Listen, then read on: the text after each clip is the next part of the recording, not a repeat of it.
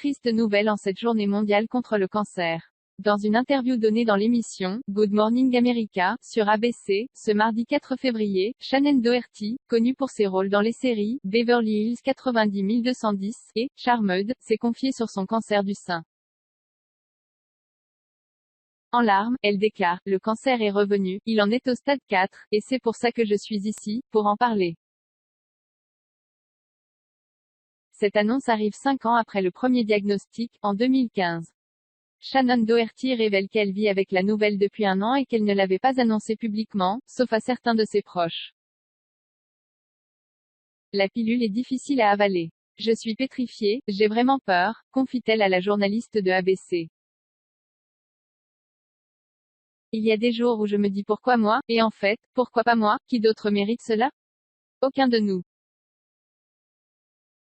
Si elle avait évoqué ouvertement sa maladie en 2015, l'actrice de 48 ans raconte avoir tenu à rester plus discrète sur le sujet cette fois, avec l'idée de montrer que même avec un cancer avancé elle pouvait travailler, alors d'autres personnes dans la même situation peuvent travailler aussi.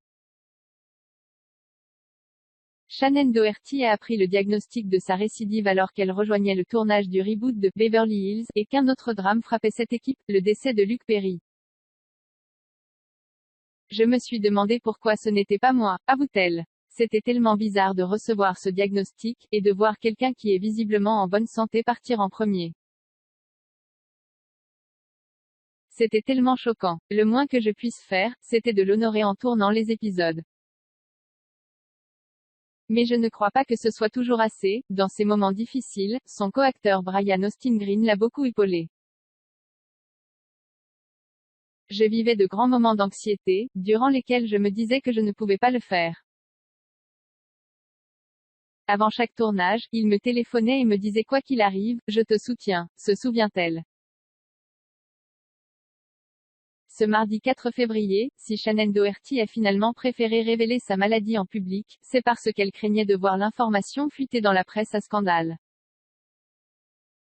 Et aussi pour transmettre de sa bouche un message: la vie ne s'arrête pas après le diagnostic, il nous reste encore des moments à vivre.